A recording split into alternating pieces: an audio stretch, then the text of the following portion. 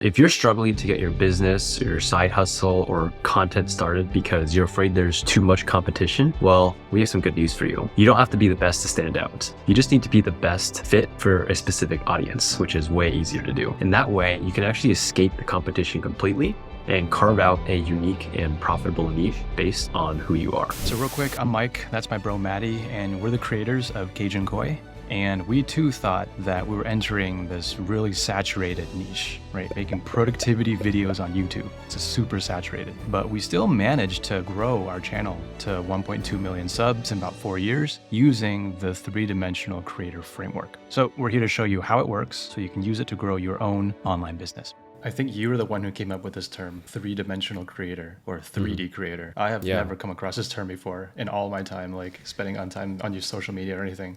Where did this come from? Like, what inspired it? Where did you get this from? Yeah, this is actually interesting. I forget exactly where I got it from, but I was actually playing a game. I forget which game it was. You know those games that are like two-dimensional, where it's just like you move left to right on the screen? Like a side scroller? Yeah, versus something that's like POV or whatever. But it just adds like such a different element to the game. Like there's so much more nuance and depth to a video game if there is the three-dimensional component to it. I heard a three-dimensional person come in a lot of contexts. One about making content, which is what our focus is going to be on, but also in the sense of like, I think dating was another one, a popular one where it came in. Okay. It's like, if you want to be attractive to somebody, you have to be like a well-rounded or three-dimensional person. So like ambition or like being passionate is not enough to like attract someone.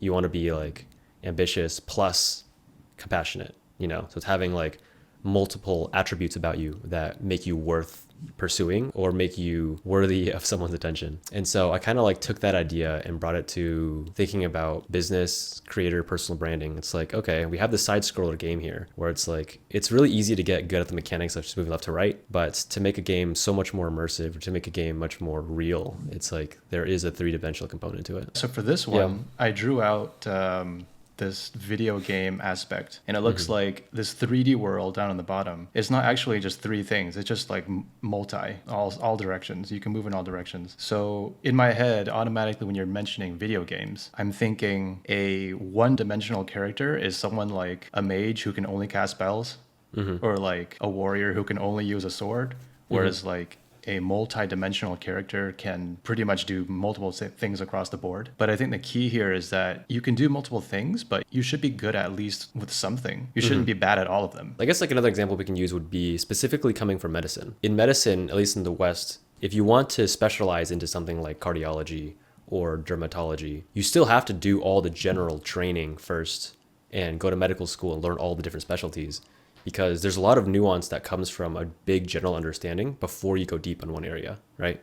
So it's like having like the knowledge of all the other body systems is going to help you be specialized. And so that idea just applies to anything that, I guess in our case, is like for creators, if you want to teach well, having a lot of perspectives is going to elevate your understanding and allow you to connect with a much broader audience. Like everyone right now we see is trying to start personal brands. They're trying to start their business, their side hustle, and, you know, become an influencer. But most of them are not going to break through. And I think the ones that will break through are the ones that are three-dimensional.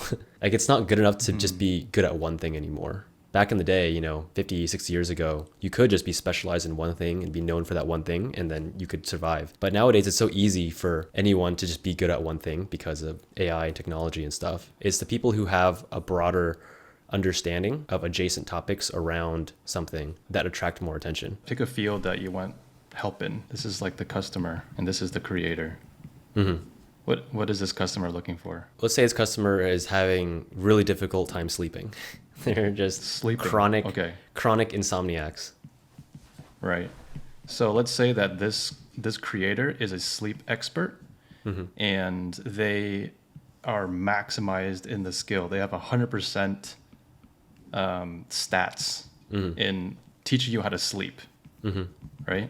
Yeah. So obviously all the customers are going to want help from this exact person, right? But when this person has the ability to charge like super high prices because everyone wants them, and the truth is not everybody can become the top 1%. Like if everyone's trying to like build a name for themselves, it is just statistically impossible for everyone to be the top. So let's say that you're here and well, let's say me, I'm here and I want to compete. I want to get some customers too, but my skill set in sleep is only like 50%, right? I'm not like a super expert at sleep. Right? I know a few things, but I am pretty knowledgeable, I would say, at like, I don't know, obesity, like losing weight, right? Let's just say obesity, sleep. What else would you say here? Let's say I'm like also good at health for teenagers, right? So like you can see like my skill set is a little more general. It is not super focused like this guy, but I am a better fit for a customer over here who is obese and a teenager looking for sleep. Right. So like if you were to choose between like this guy versus this guy, like if you were this customer and if you were to choose this guy and paying him like super high prices or choose me, who probably I can't charge as high as this guy because I'm not as good, but I'm just like such a good match for this customer, then I feel like this is a good way to go. In the end, like if you get results, then that's the thing that matters. So I am the person that is better fit to help this customer make the transformation. You know, That's I would kinda how actually, see it. I would actually argue because you are more specialized to fit that person that you could actually charge more.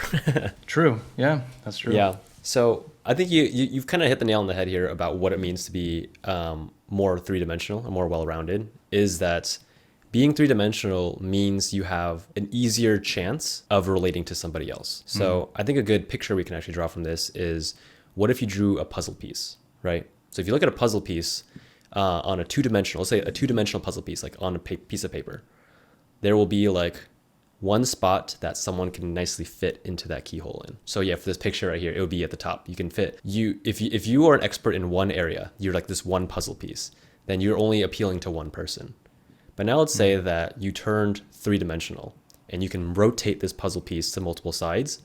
And if you rotate that piece to the side, maybe you reveal another hole on the side. You reveal a third hole. You reveal a fourth hole. And So you're saying like this is your specialty? right. Oh, I see. Okay. So then like if I specialize in another thing, then I could potentially have like another offering here, and then I could help like another sector of audience here. Like that. So by increasing the dimensionality of yourself, you are increasing the chances that your puzzle piece can fit into other people's problems. So for this example right here that you have with the top creator, the 100% sleep expert is like that puzzle piece that fits perfectly into one person. But the bottom one is a puzzle piece that is three-dimensional. So they have one ridge that can fit that customer, but they also have another side of it that would fit the obesity and another side of it that would fit the teen. And so I get another example we can use, like specifically where someone who is a creator, an educational creator, for example, might resonate with more is, I think using a designer is probably the easiest example of this. If you're a designer and you're trying to land a client, if you're really good at designing logos, that's just one thing, right? But think about a designer who is selling to someone like us, and our business is to teach medicine. So if this designer also happened to study like pre-med or something, or read just like, or loves reading about medicine or science or watching medical TV shows, then their ability to draw the perfect logo for you is going to be a lot higher because they have a little bit of overlap in expertise and knowledge based on what you want as a person. And so becoming three-dimensional is just having a specialty, but also having a wider depth of interests that aligns with you. So for example, like a designer who just designed something versus a designer who also studied human psychology or like behavioral psychology and also like medicine or something like that, they're going to be able to design something much more specific for our use case and our needs than just the 100% design logo designer. So in that way, like, yeah, you don't have to be like the best logo designer, because the person, one of your customers, might not be looking for the perfect logo designer. They're looking for a logo designer who also understands what they're trying to sell or understands who they are and what they're looking for. So if there were other creators here who were also trying to become sleep experts, but they only had that one bar, then they would all still be competing against this one person. Whereas the instant you add like another bar to your stack, You go into like a lane of your own, and you just suddenly create a new market for yourself. And whereas you're not competing against this expert anymore. Yeah, because I think we have to think about it like from an audience standpoint too, or the customer standpoint.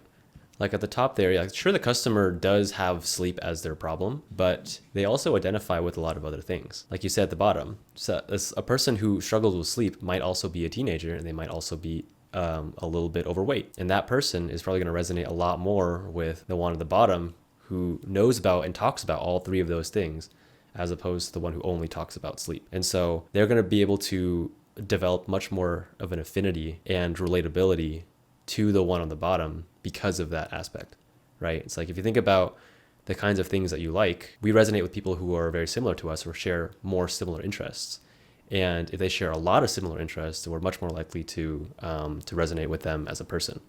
So for our example ourselves, again, one of our biggest role models for YouTube was Ali Abdaal, because not only is he a doctor, he's also a productivity expert, and he also is a YouTuber. And we are also all three of those things. So we really like attach our identity is very similar to that person. We definitely like resonate with a lot more than anyone else would. And so you just have to think about like as a creator or as an education business at all, how can you form like a well-rounded avatar to perfectly match this individual who might fall in love with your brand versus someone else's brand. And in that way, it's like anyone who says like the market is too saturated, they just haven't developed enough three-dimensionality so that there is a perfect fit. I guess really what we're talking about here is product market fit. This situation that we see right here, an obese person who's having difficulty sleeping, maybe they got sleep apnea. Yeah, it's possible. They just snore and they can't breathe at night and they're just not getting good sleep. That is something that this skill set can see. But what if this person can't sleep because their business is just not doing well and they just stay up at night because they're anxious?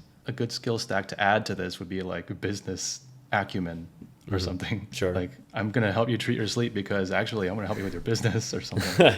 Yeah, potentially. Just like, trying to get more detailed, you know? I think at the end of the day, what it comes down to is just like people who are scrolling or people who are looking for their problems to be solved, they are open to anyone who can solve their problem the best. And the thing is, the thing that we have to detach ourselves from is that just because you are not the best or like the leading industry expert in anything does not mean that you're not the best fit for someone. So like, again, we can go back to using medicine as an example because we both came from medicine. It's like, there were times like when I would go to see a patient and this patient would be from a certain cultural background. And because of that, they're like, no, I would love to speak with a doctor who is also from this background. And it's like, well, if you think about it, all the doctors have the same training. Like we all have our MDs, like we're all good at understanding whatever specialty that is. But the customer, the patient wants to speak to someone who is from their culture. So they're just trying to add a bit more dimensionality. It's like, yes, they have the puzzle piece that I want, but I want this other aspect of it too. And so that's really just trying to figure out what's the perfect product market fit, or like what's the perfect shape that would resonate with who you're trying to sell to. It also goes like in the reverse, like if we were to see ourselves as the employer, like there were many times when we were trying to pick between like two different people to hire. Right? Like I remember we were looking for like a video editor at one point, and editor A was good, but editor B liked anime. Right. So we're like, oh, this is a great example. A little bit more fitting. Yeah. A little bit more fitting into our video style because they know the anime that we know, so they can pick better B-roll and use better examples. Yeah. This person likes video games. This person just fit right in with our team because this person understood all the jargon that we were saying in our products and stuff. So, yeah, I think that's a great point to bring up because as a creator or even as a business owner, like the way that you rep yourself on the internet through social media, through your website, through your branding, through even your language, that is going to attract a specific type of person. And whether you know it or not, all of your interests are influencing how that message is delivered. So for example, if you come to our website, you're immediately going to see that there's all this anime and it's like very fantastical, like creative brand imagery there. And if you go to a lot of other like productivity or productivity channels or websites, they focus on like minimalism. And so ours is a very stark contrast to that. Although we do have a commonality, which is like productivity and mindset and stuff. And so the people who like anime and like our vibe are going to gravitate towards us. And they also still might gravitate towards the other person as well, but it's just like there's always room for both. Maybe there's a little bit more attachment to one style than the other. It's really just like, how can you differentiate yourselves by leaning into other interests that you have and then having that shine through? I forget where I heard this quote, but the quote is, people don't care what you can do. They only care what you can do for them. That speaks to the fit of your skills to their needs. Yeah, it's just like everyone's always looking for the best fit person. And the only way that you can actually communicate that you are the best fit is through the work that you do and how your craft got to where it was. So I want to like somehow tie this back to if there is a general principle or framework about how we can think about becoming three-dimensional. Because this idea of the three-dimensional creator or becoming three-dimensional does conflict a little bit with some of like the older advice from branding and marketing, which is like you want to pick a niche and stay in that niche, where it's like nowadays I feel like a better approach is you do have like a general niche, but like your niche is determined by a lot of influences that resonate with you. Even in like the kind of content that you make, like if you only make one type of content, then you're only going to be able to attract like a very narrow pool of people. Let's say that you want to start taking some action. Like I think the first thing you can do is to just think about, like do a self-assessment. Like how do you stand? Let's do an example then. Let's just say this is someone who is what? You want to say a coder or like an engineer? This person is an engineer and they are good at coding. So then you can get better at coding by like learning like all the different languages. So like the more languages you learn, I can't even name 4 languages to be honest. Python or something?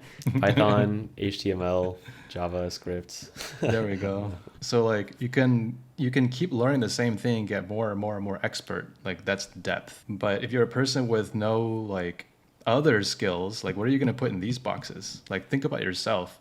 Mm-hmm. If you are like a freelance coder and you don't know how to sell yourself, for example, you're not going to get any customers. If you're a coder and you don't know how to like communicate your ideas, like you don't have like any sort of like some design skills that you can show like this is what I can do for you kind of thing. Well, I think it also comes down to like, I think skills is like just one component of becoming three-dimensional. I think there are other, I think being three-dimensional is like, what are your other interests or your other skills? Well, I guess skills is also part of it, but like, what are your other interests and skills that could elevate that coding, right? So for example, like if you might like to code, sure, but if you apply for Blizzard, for example, because you want to be an engineer at Blizzard, I'm pretty sure that Blizzard is going to choose the coder who also really loves video games more so than just a coder who just wants to get money for coding, right? Yeah. It's like becoming the best fit also means you have a lot of interests, and that interest influences the way that you perform your skill, the way that you produce that skill. I think that we can use, it's just so easy to pick art or like any kind of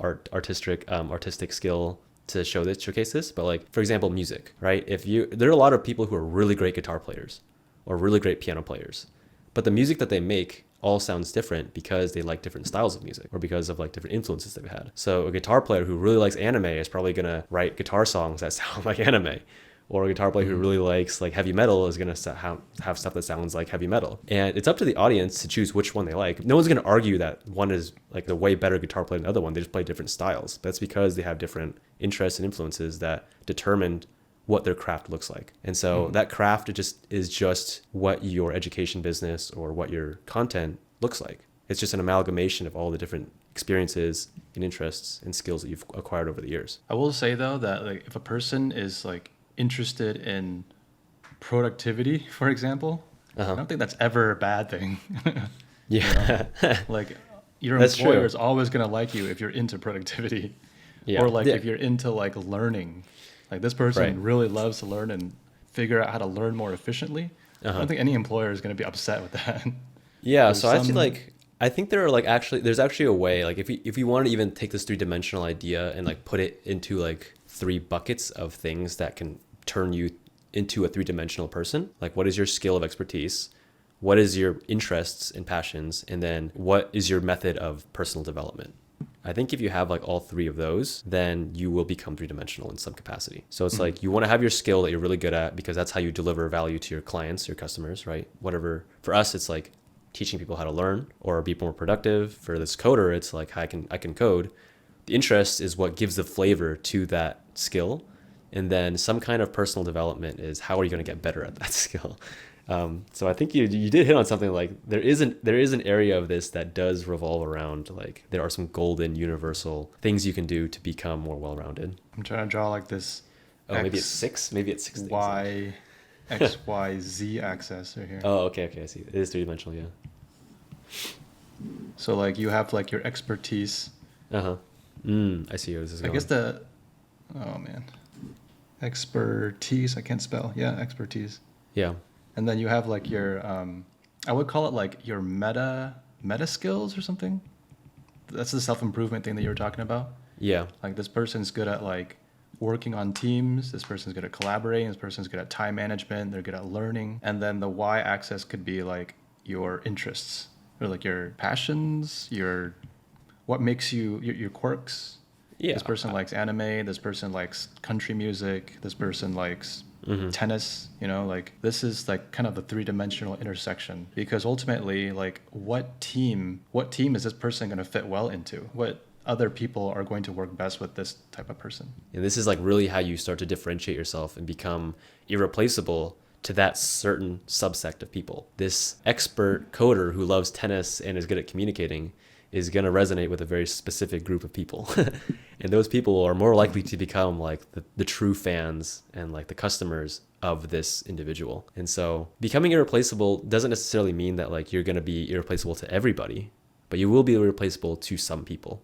And that's like what we're trying to find. It's just that really perfect product market fit. So to start, I would recommend that you do like a self-assessment and just chart like what are your axes looking like right now. Yeah, and maybe then just do like critical self-reflection. What do I need to do to expand this? So we're gonna do an example here, and we can do we'll do me as an example, and then we'll do you too. We can do you also. Yeah, sure. But to think I can write in about 2 different colors. Yeah, nice. But to think about becoming three-dimensional, there is like a little exercise you can run through for each of these lines as they intersect. So let's start with interests then. And I know you have a great framework for thinking about interests, or how you discover like what your interests are. Yeah, the interest for me is 3 main things. It is your origin, your passion, and your proficiency, or I guess what you're good at. It's what you're good at, what you like, and origin is kind of hard to explain. It's like, what did you really enjoy growing up? What did you always gravitate towards as a kid? And the reason why looking back to childhood is so important is because that's when your mind is still developing and you're like kind of uninhibited by all the responsibilities and rules and restrictions that are placed on you by society and by other people. You're just like looking to play, right? You're just looking to have fun. You're just looking to fulfill your curiosity as a kid. So it's very powerful to think about your origin as a kid in that way. Yeah. So I would say music is yours for sure. Yeah. So for music, I guess like specifically for me, was creating music. Sure, like consuming, like listening to music too, but it was the act of playing music and writing music that I really, really liked. Oh, I see. So like creating music versus like traveling around and performing. I really enjoy rock climbing. That's something that I kind of picked up in high school, and then I just fell in love with it. There's definitely a problem solving aspect to rock climbing that's very enjoyable for me. It's like analytically, like how can I solve this route? But also like I like physical exercise. Rock climbing is just about solving puzzles, problem solving, and that is very much what I like and enjoy about video games. So video games is definitely another interest of mine. Guiging. Yeah, I was gonna say video games for me for sure too. Yeah, they definitely. We spent so much of our childhood just playing video games. Yeah, this is me. I like making videos. Yeah.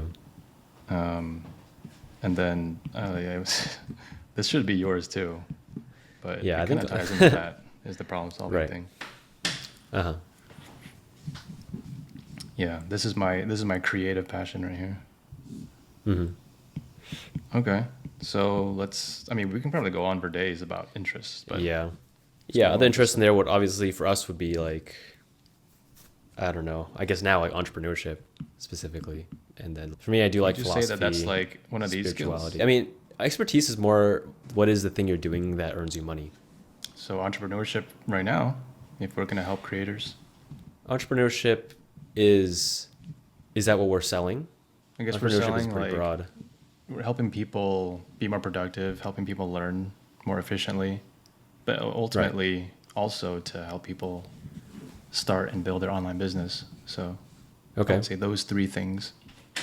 Probably. Sure. So that would be in the expertise area. Yeah. Also in our expertise area, we have things like medicine, since we're both MDs. We have knowing how to study, how to learn, build systems, how to create content, all that kind of stuff. Mm-hmm. Content. I'm just writing green because it's like, I guess it should have been purple because red and blue. Oh well. Yeah. So we have things like this as our expertise. I guess now that we just have these two lines intersecting, this is a two-dimensional person. So as you can already see, like a lot more uniqueness in the type of content or the type of business that we would even start. So as a creator yourself or in your business, like you start to think already, like what is the intersection here? And then when you bring in the third axis, that's when things start to really take shape. So meta skills, or what I guess I like to just call like any kind of personal growth, personal development, self-development field, you need to have some aspect of that in what you do so that your craft is constantly improving. So what would you put in there? So meta skills could be pretty general. I guess it's things like Like productivity. learning productivity should be in there. Yeah, learning productivity is in there. It just also happens to be our expertise because that's what we also sell. So again, a lot of these can overlap. Like if your expertise is teaching people how to play music, then that would have been in both, you know. But this could be things like psychology, I don't know, maybe philosophy, spirituality. If there's any, if those are areas of interest to you. Yeah, I think you have a pretty good understanding of mental health. I don't know if maybe that's an expertise, but like, I guess, I don't know if that's the right word, but being able to relate to team members and customers, I guess that's psychology. Well, I guess what you called like the Numbers, finance, accounting or something. That's the like a meta transferable skill, isn't skills as you mentioned it. Yeah. Yeah, it's like meta skills and transferable skills. That's a good. Well, meta skills are the transferable skills as you're talking about. Yeah. These are the skills that just allow you to do your expertise better. Okay.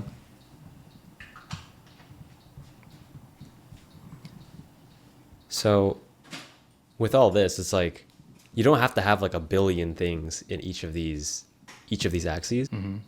I think picking a few and then just going deep on them and then making it really come out and be relevant and resonate with your audience members is going to help make you irreplaceable to that specific person. So I guess we can just use ourselves as a case study again, very specifically with Cajun Koi, like how we built it. Cajun Koi is our academy where we help creators and learners achieve freedom by building an online education business. And it really speaks to people who like anime, like video games, in topics in personal development, entrepreneurship. And that just comes from both of our three-dimensional axes kind of merging together. And so there are so many businesses out there and so many other brands that help people build education businesses. Like we're not the only ones who do it, but the people who also like our interests or vibe with the content that we make because of our interests are going to gravitate towards us. And that is how you become irreplaceable and like so much better, because that fit of who we are is just going to hit so much harder for a specific group of people. Cool. I like it.